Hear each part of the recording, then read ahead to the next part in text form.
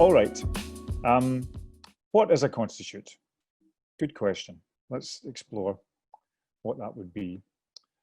Just to say who I am, a wee bit already introduced, but a wee bit more relevant. The play ethic is one thing. I did a thing called Future Fest for Nesta, which is literally what it says on the tin, a festival about the future from 2012 to the present.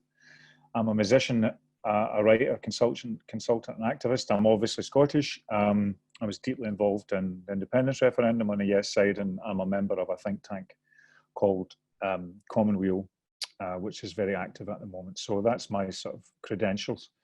But here's the thing, about 8 years ago, I was grasping around for a word to describe the kind of activism I was getting involved in at the time, which was the beginnings of social media meeting, anti-austerity activity meeting the Scottish constitutional question.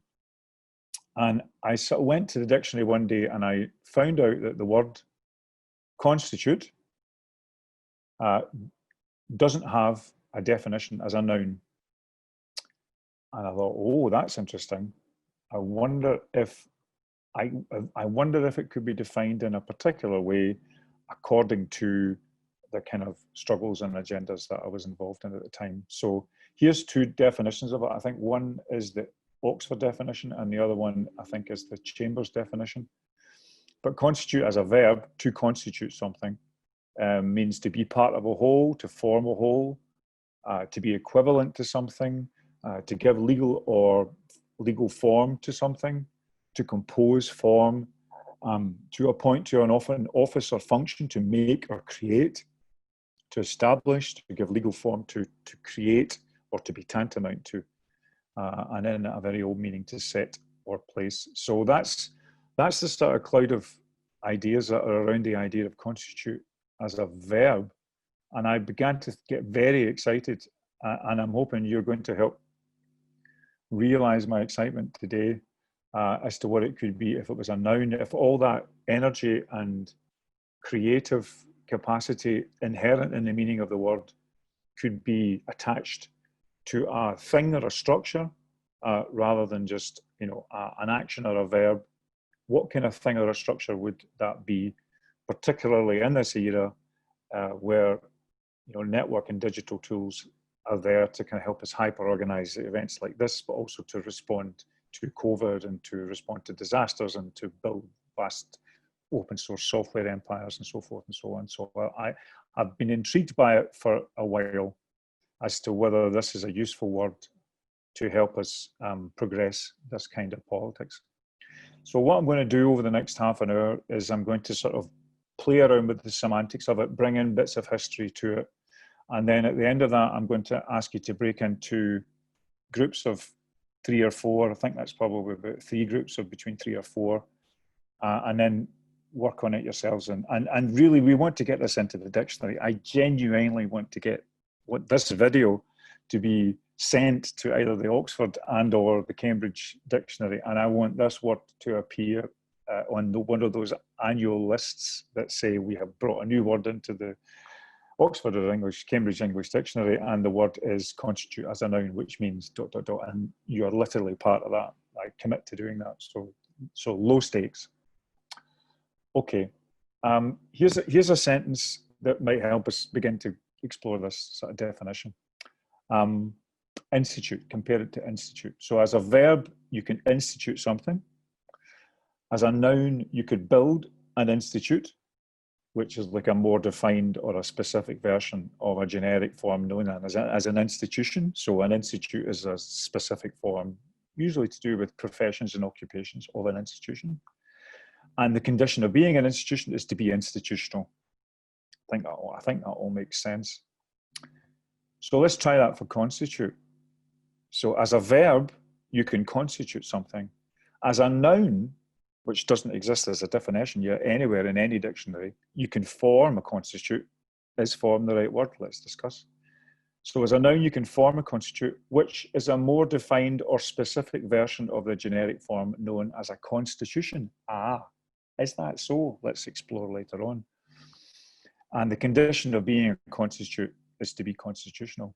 Now, you can sort of see just from comparing that that one and that one and that one, that there's a lot of gaps and interesting space within the definition of constitute as opposed to institute, which I think we can explore. So here's another one. Let's try it out. So an institution and its specific institutes are static entities made from bricks and budgets and archives and research agendas. It's a solid and established thing. A constitution and its constitutes are what? What are they? Well, what do we think of as a constitution? Protocols, principles, bodies of law, emerged and forged in society, sometimes even realised in mass political moments. So that's the interesting thing about a constitution, is that it comes out of a movement. And then the constitution is tested in courts and on parliament floors. So I would have said there is a difference there about something that's static, institute, and something that's has a structure, but it's also dynamic, constitution. So is it going to be this easy? So have we defined it? I don't think so. I still don't think it's that clear as to what the actual noun constitute would be. So as a constitute, say we might think that it's what we mean by convention and a constitutional convention. And a constitutional convention is the way that constitutions are often formed in civil society, not with governments, but often trying to change the government or overturn the government or reform the government. So a constitutional convention is built in society. So is that what a constitute is? Is it the convening of forces that want a new social order, a new set of rules for how we run our society? Could a constitute be, it could be a way of dealing with the constitution. So, is it a specific court case? And I'm thinking, for example, the way that the Supreme Court was dealing with whether Downing Street had executive power over Parliament. Is the bringing of a case like that, is that a constitute? I think that's really dull. I think that's a great waste of a great opportunity, a poor waste of a great opportunity. I think the world has more, as I'm saying on the screen, more mystery and possibility in it than that. So let's have a kind of wander around the semantics even more. I don't know about you, but I don't go for a morning institutional, but I do go for a morning constitutional. And we don't say she has the institution of an ox, but we do say she has the constitution of an ox. So there's something bodily, energetic, dynamic and felt about things when they constitute themselves or that constitute themselves. Something corporeal and bodily and not quite the abstract rational about constitutionality. And just to remind you that even an official constitution, American constitution, the constitution of any country, is often achieved by a movement of souls, bodies and minds, or even a revolution. So that's another possibility for how we define this word as a noun. A constitute could be the thing, the energy container or the energy generator that keeps a movement or even a revolution going. It could be the thing or the practice or the entity that reminds us of those bigger principles that we fought for. It's a practice that keeps us sharp and skilled in defending the deep principles of our society, either that we want or that we're built and we want to maintain. So, some suggestions. Is Corbyn's Labour Momentum platform, is that a constitute? To the extent that it was constructed to be a kind of living culture for that particular ideological position? Are the school climate strikes that were coordinated by various forms of social media or Extinction Rebellion's city centre encampments, were they constitutes? As in, were they sort of temporary, mobile, fluid structures that had a very, very powerful set of core agendas and principles, and these were the instances or exemplars or examples of these greater bodies of principles and ideas and positions, and that's taking a constitution to be something also like a manifesto or also like a theory. Possibly they were constitutes. In Rojava, the great social anarchist experiment in Rojava, is every self-governing unit in Rojava, is that a constitute? To the extent that they are trying to create a kind of an idealistic culture of power and responsibility and democracy, and they're constantly aware of how that fits into the wider and higher levels of governance that exist in the Rojavan region. So are those three examples? Those three could be described as constitutes. Let's discuss. So I think it's a word, I think it's possibly what's maybe opening up for you is the idea that we are maybe able to name something that treats with or lives in the world of networks and code, of affect, emotion, and swarming emergent activity, structures that are temporary but powerful, that are even about creating a space within which certain things are legitimate to happen, but it's not as strong as a state, and it's not as incoherent or inchoate as an uprising. What sits between those two realms, or can at least, with a bias towards the uprising, give structures that help to concentrate will and resources and focus for change? Is that what a constitute could be? So there's just one final argument, I have to mention it because smart people might already mention it, that threatens to close down the meaning of constitute, and I'll make it really boring, because there's a long-standing bit in political theory about the difference between constituted power, which is defined as the power of the state and law, and constituent power, which is the power of the people or the multitude, or the power from below, which the Italian philosopher Antonio Negri has been talking about in the last 20, 30 years. So does that mean, yawn, that a constitute is merely that which is constituted, i.e. that a constitute is just another word for the state or an organ of the state? Sad, anticlimax, a boring definition for what is still, as we speak, an empty meaning of a word. So let me just suggest we can do better than that. I would like to say that a constitute as a thing sits exactly between the constituent and the constituted, constituent power and constituted power. And what I mean by that is a constitute can draw from the kind of deep, turbulent, democratic, common, up from below forces that we see affecting so much change at the moment as a constitute. Also as a constitute, it aims to create a structure or to build assets. Yeah, maybe even change laws, but to change laws by prefiguring and prototyping the reality that the laws have to support, bringing life, worlds, and ways of living into being, constituting them, and setting a standard by virtue of a very creative and flexible and eclectic use of available structures that we have in 2020 at the moment. So what does a constitute do? It constitutes. What does that mean? It invites a seething mass of yearning, dissatisfied people in a community to ask themselves, what are the powers and forces that we seek? And how do we keep dwelling on the ways we're seeking them as we're actually seeking them? So the difference between an institute and a constitute is an institute is kind of a settled, defensive, entity with a reputation. And a constitute is saying, are we doing this well? Are we representing every voice? Are we valuing all the assets that we need to value? Are we making the mark on the world? It's a self-conscious institute, very self-conscious institute, and it's also not necessarily bricks and mortar. It's a way of thinking, a craft, a form of acting. Some of that can sediment into structures, some of it might not.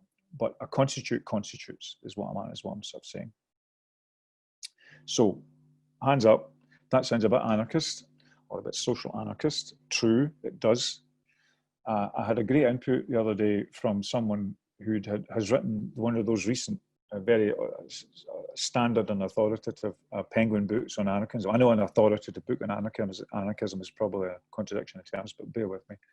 It's called The Government of No One, and the author is Ruth. She sent me a paper the other day, which is called Anarchic Agreements, a guide to the process of constitutionalising and group forming, which is you know, something like slightly like a Monty Python sketch of how do you get an anarchist to submit to a constitution.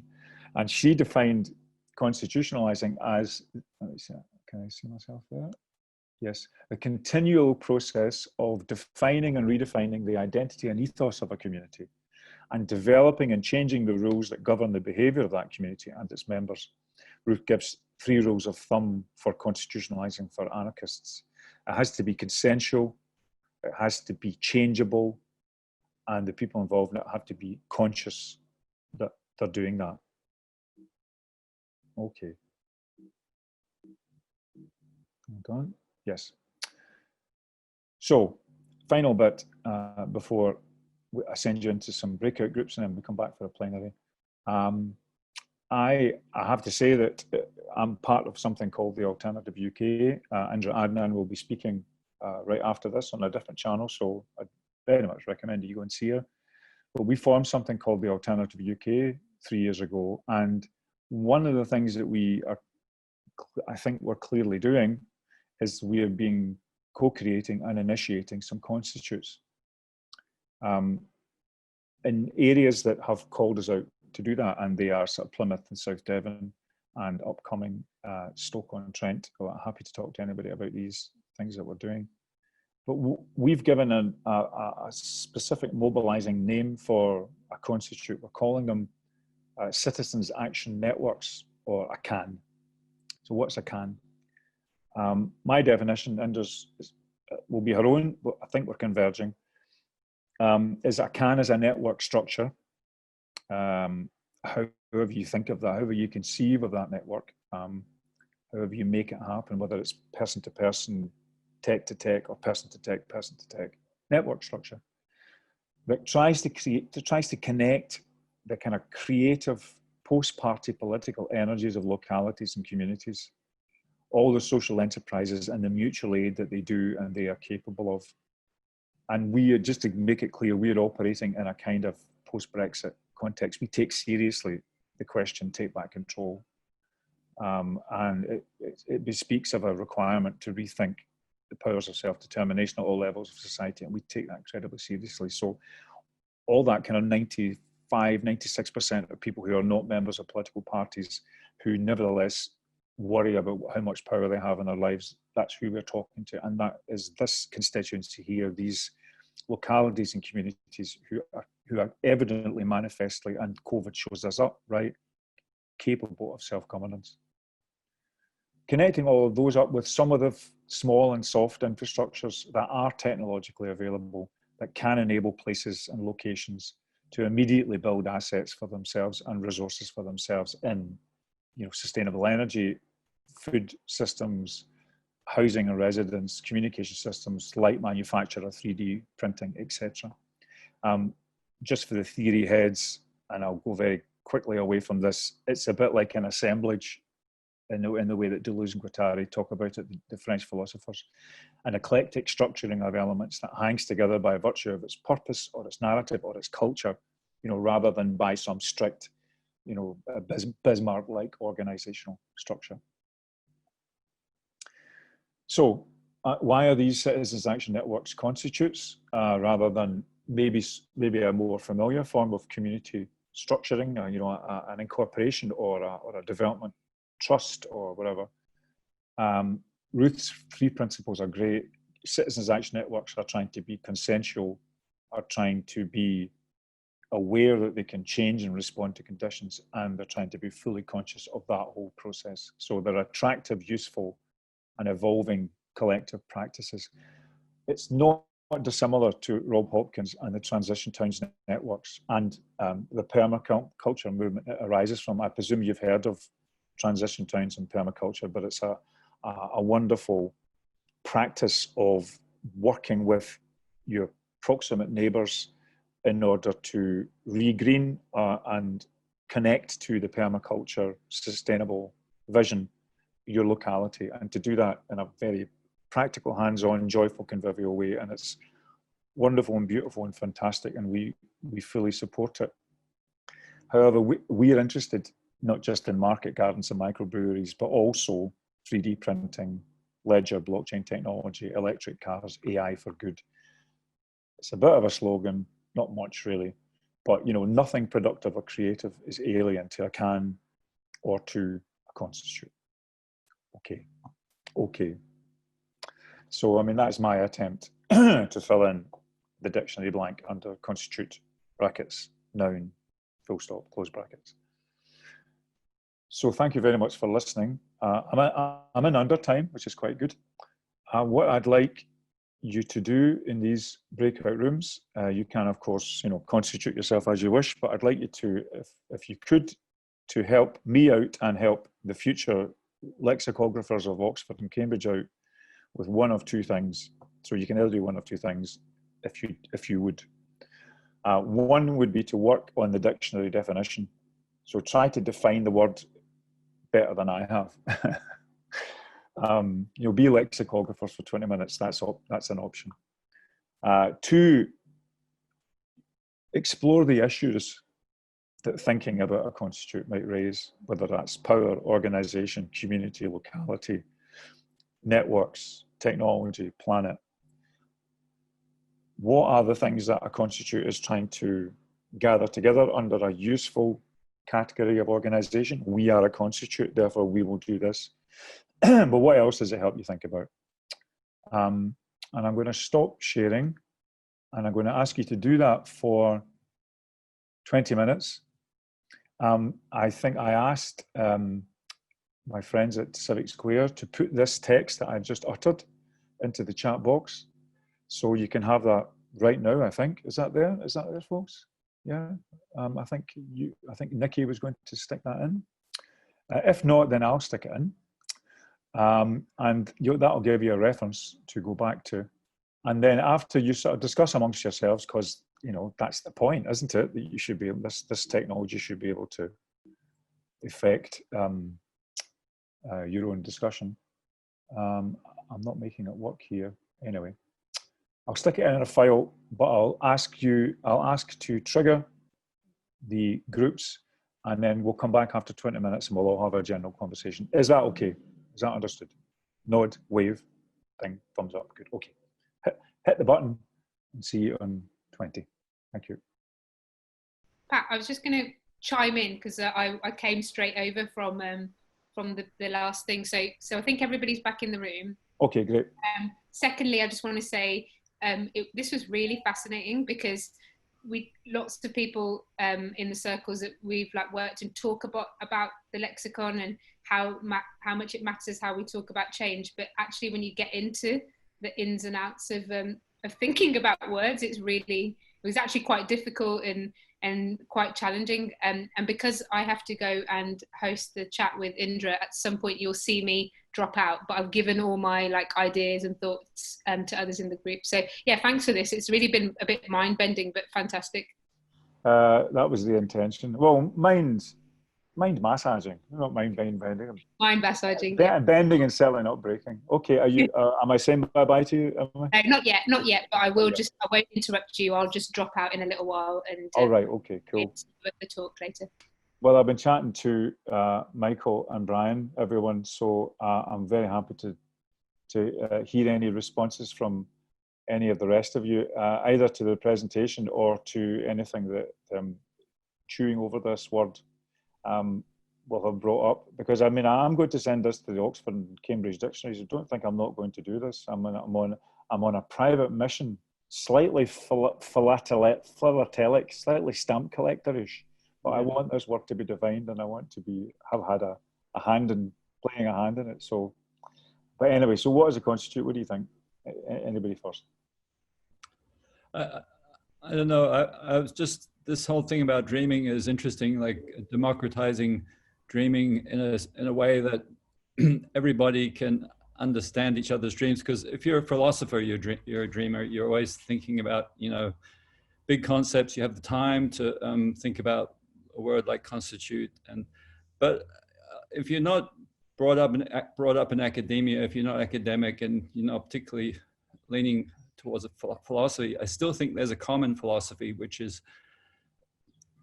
probably the dream, like the dreams that we all have, and that process of dreaming is maybe the sticking point of like, how do you find, what's the commons, what's the dreaming commons really?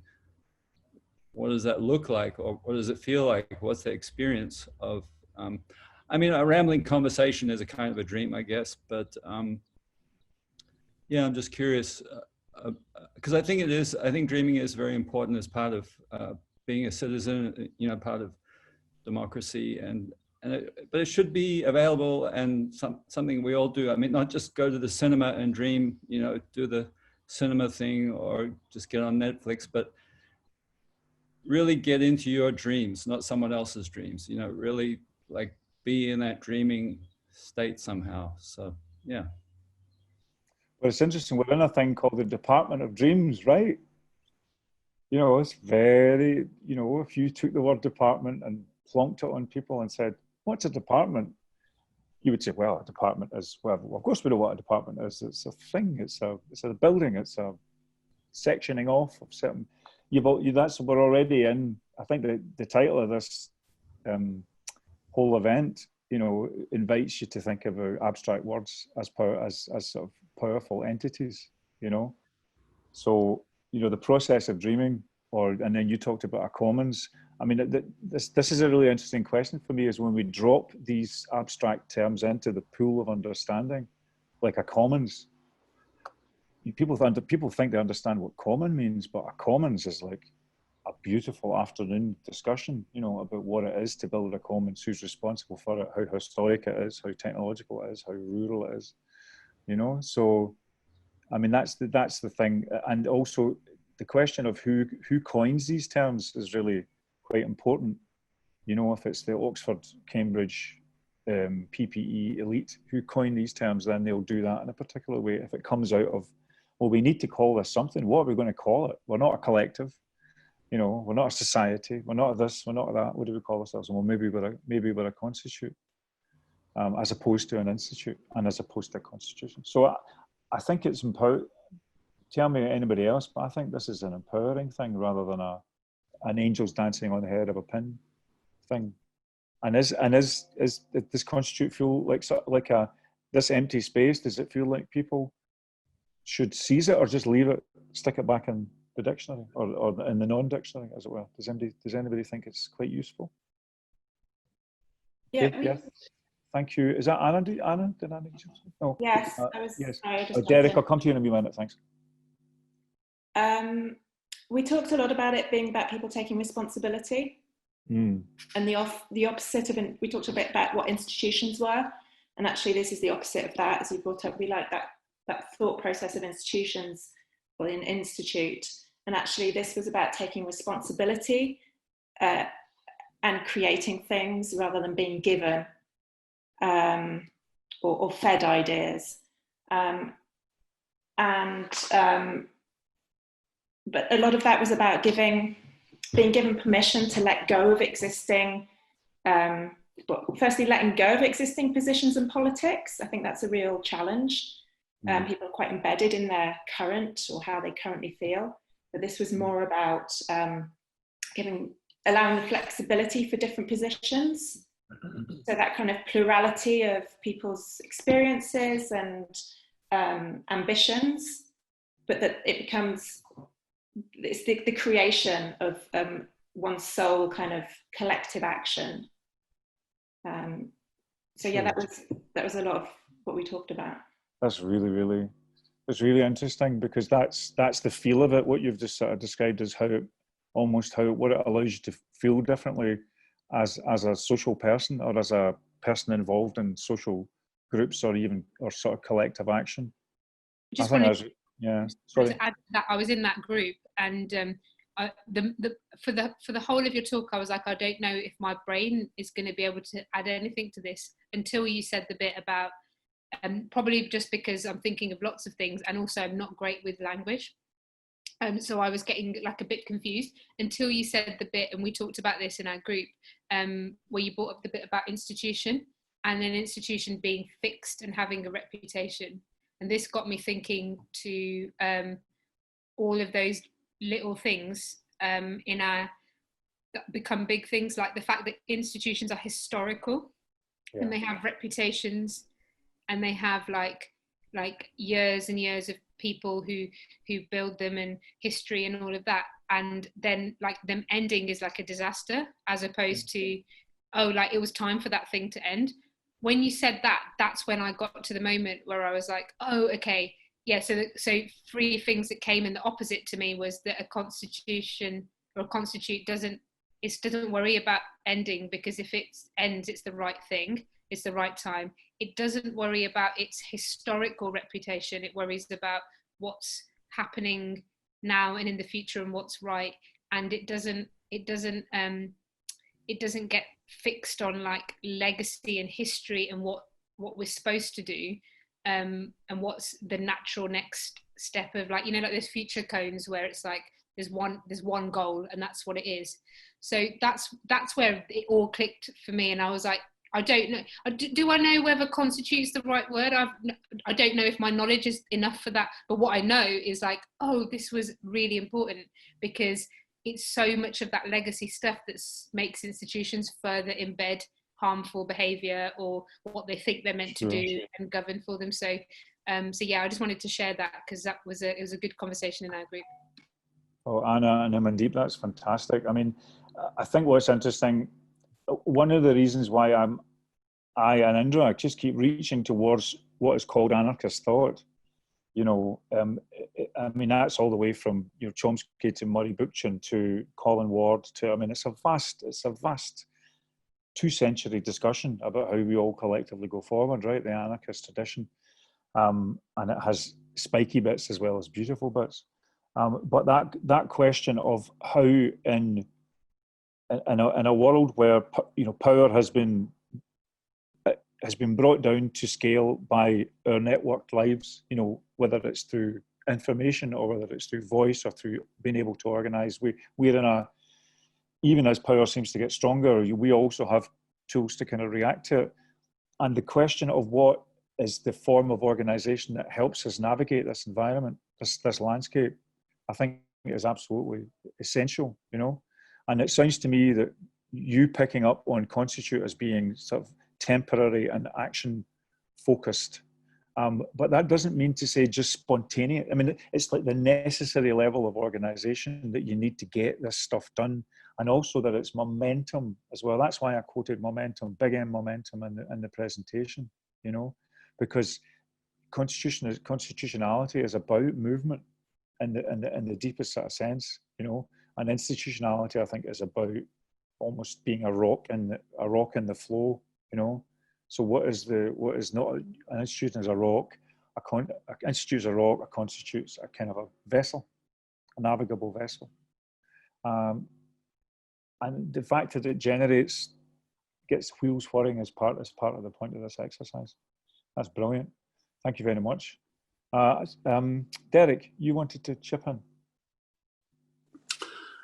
Yeah, I think just like Emmy said, I think it's certainly what I wondered what this was, and to investigate, I think you've obviously dug deep in this, like you've said, and it wasn't until somebody does that with something that you're familiar or think you're familiar with, it's made me think broader on everything that I'm trying to work with community groups in my own hometown.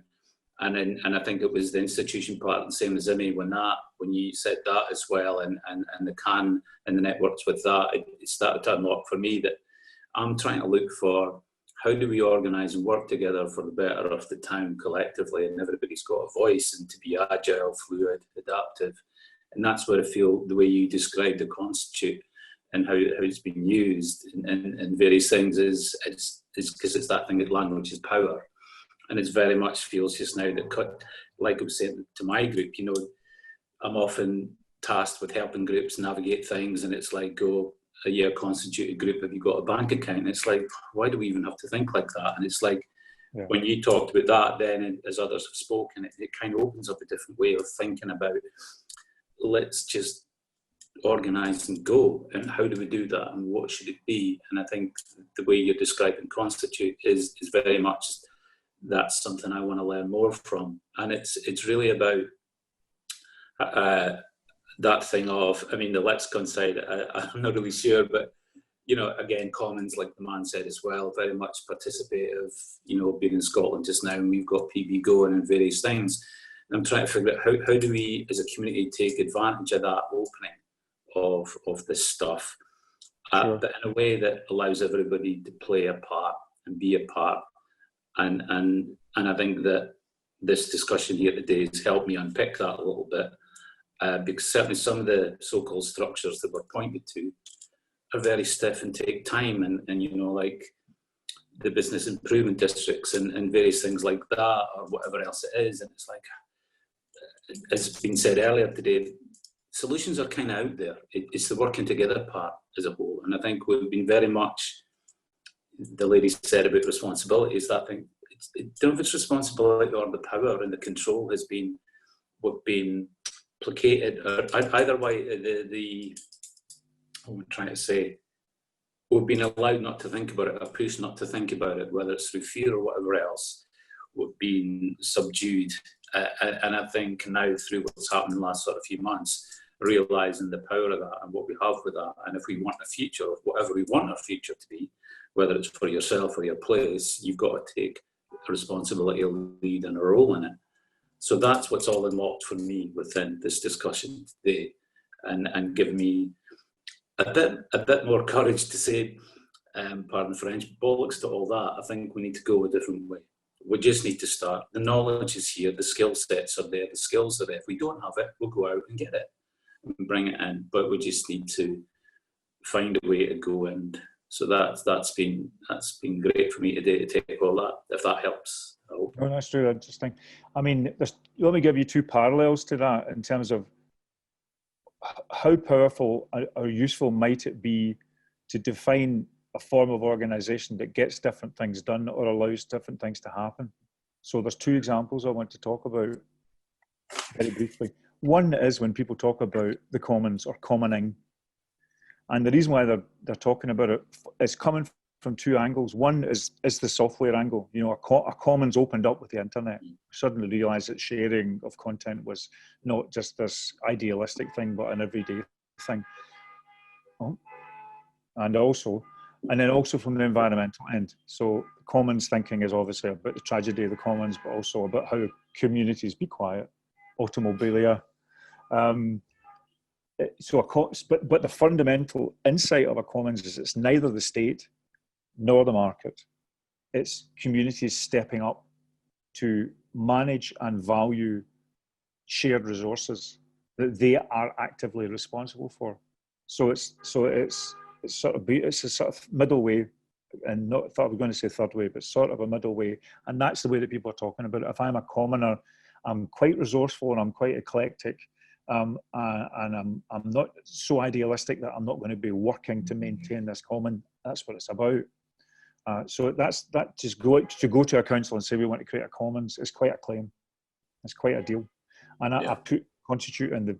I think there's a relationship between what does a constitute do? Well, one of the things it does is it tries to establish a commons. One of the things it does is to kind of reach for technology and say how can this get stuff started where we are right now really soon without waiting for infrastructure or local government permission.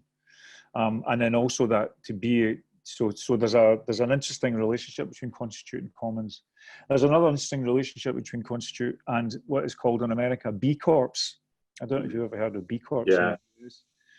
So that's, you know, an initiative, a kind of a civic initiative. And in this climate, even more so than ever, companies are trying to conform to the B Corp ideal, or with profits rather than for profits, or for benefit rather than for profit. And you know that's attractive. It brands itself well. It talks about itself well, and it's a way to think about trade and exchange that just proceeds from a kind of, I think Michael was talking about this earlier, a kind of lineup between behaviour and structure, you know, and I think that's, you know, a constitute as opposed to an institute, or a commons as opposed to you know, community trust, or a B Corp, you know, as opposed to social enterprise or private enterprise. I just think we need to be experimental with a lot of these terms and try them out. But what the responsibility question, I think, is really high. And one of the responsibilities is for us to look at the pie chart of our lives and think, how civically active are we? And what are we building with that civic activism? You know, what is it that we're building? I mean, I'm talking in the Scottish context, you know, the relationship between the independence movement and independence parties, the relationship between party and movement has always brought this up. But constitute, you know, it might provide power for people who just don't even want to participate in the language of politics. I mean, that's one of our great crises at the moment. So what is the vocabulary? What are the practices that can get people moving in ways that dispel their apathy, make them feel creative, rather than have to take their turn or having to conform to a particular mode of political action? Anything that triggers that, genuine democratic creativity, I'm up for. So I'm just throwing constitute out as a possible tool for that. And you know what? If people want to, I just say this to you all. If you genuinely, please come back to me at alternative.uk. If you feel you want to use the term and it's worked in practice, please let me know. You know, I think this is the kind of genuine commons part of this. If you feel that you can justify saying this is a constitute, please do, and let me know when you do. Come back and tell me. That'll be so much fun, you know. Okay, there's a few names. If they want to speak, I'd love to hear from them. There's Tom and there's Amanda, Alba, Amy. Does anybody want to say anything? Tom, check something. So I was in the group with Anna and Amy. One of the things that it reminded me of was I've been looking at transactional analysis, which is a counselling technique or a way of thinking about the way we talk to each other. Like if we can parent one another, and that often evokes other people to become a rebellious child or a complicit child. I felt like the institution maybe was the parent, it was the parental kind of thing, and it evokes either a forgotten the word now, I just said it, but it makes you either want to look up to that thing and admire that thing and see it as a parental figure or that's rebel. Great. But maybe a constitute is more of the adult to adult way of talking, which is listening, sharing responsibility, coming from the same kind of idea of consciousness. And that's probably what I had to add, really. Oh, that's fine. That's mapping really on transactional analysis onto it. I think being a constitute is to be adults to adults rather than parent to child. That's nice. That's nice. I mean, and that's responsibility as well. Amanda, did you want to say something? Certainly. Yes. I didn't make it to the breakout groups. I came in quite late. So the conversation has been really interesting as I've tried to grapple with sort of context and the sort of initial sort of setting or grounding for the discussion. Living in the US, constitute to me, as I was sort of initially hearing this word, pairs with constitution, which obviously to some extent is principle and values led. And I think we definitely live in a time and an era where people can participate in ways amenable to them that doesn't have to be any one thing at any one time. And when I do think of institution, I think of membership, I think of sort of protocol that either allows for or maybe disallows for participation, and allowing all folks to sort of conjoin in a conversation, in a collective action, or a compromise toward some sort of policy or change narrative that allows those to learn or to, as they go along, and to step in either by action or by sort of tacit agreement, because I do feel that everyone comes with a different ability to participate in any one issue. And I would think, as I hear the word constitute, that allows for a highly sort of leveled or layered participation, which I think is extremely important in a very dynamic, changing, and representative of very sort of diverse populations. That's really interesting. I think I have the book here actually. But this book here, it's called Assembly by Hart Negri, which they wrote after studying the Occupy protests. And they had this whole thing about the relationship between strategy and tactics. So usually the old form is that the revolutionary leaders, the top cadres, you know, imagine the strategy, and then they send out the instructions to the activists to execute the tactics. And they said, you know, let's flip that around. Let's actually presume that the strategy comes from the grassroots, and then the tactics are defined according to who needs to lead them. So the idea of the leadership drilling the proletariat or the shock troops in their tactics, flip that around. People in constitutes, or people constituting themselves, or in constituent states of being, they call it the multitude, decide if they're going to do something that they need a leadership function. And so you organize the march, you organize the website, you can run a commons, you can do an energy grid, and then those leaders come back down into the constitute, or into the commons, or into the multitude. So it's like so it's sort of flipping the old idea of power on its head, and it sort of presumes, it makes a sort of prior presumption that people in their differential capacities can act, rather than that they can't.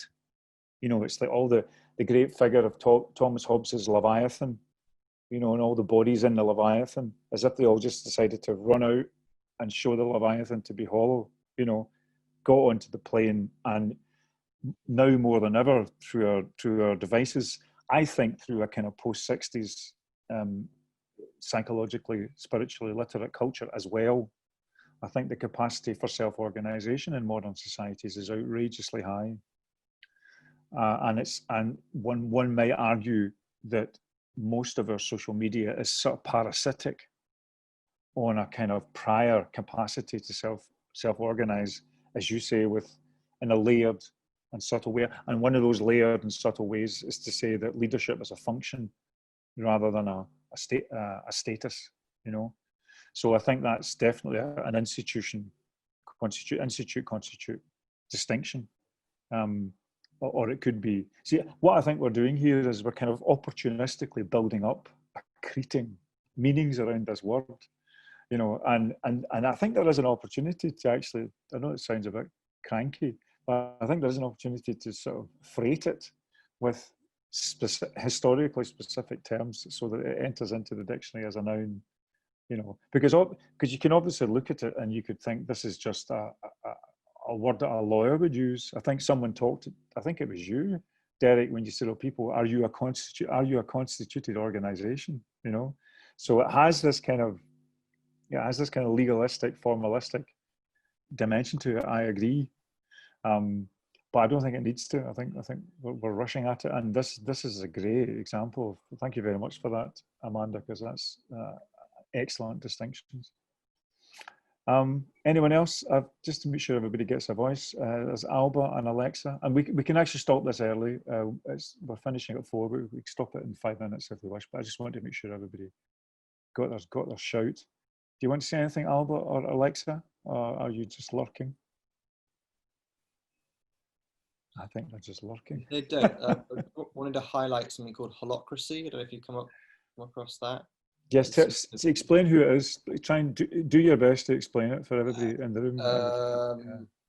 So it's a self-management kind of framework designed to put the power of the CEO into a constitution, is actually the word they use, which is to try and allow more than just the management team to harness the power of the organization. So the organization is kind of considered to have an energy, and people can tap into the energy and channel it with more responsibility and more autonomy. And I think Reinventing Organizations is a book by Frederick Laloux, which mentions holacracy a fair bit. That's probably about as good as I can do. Perhaps yeah. I think the main thing is to think about the organization not as a machine but as an organism. So there's, rather than cogs that you can remove, as in HR kind of says, okay, we're going to get rid of that management person, put this management person in. It's saying actually, let's see it as a flow of energy. Yeah. I think why not?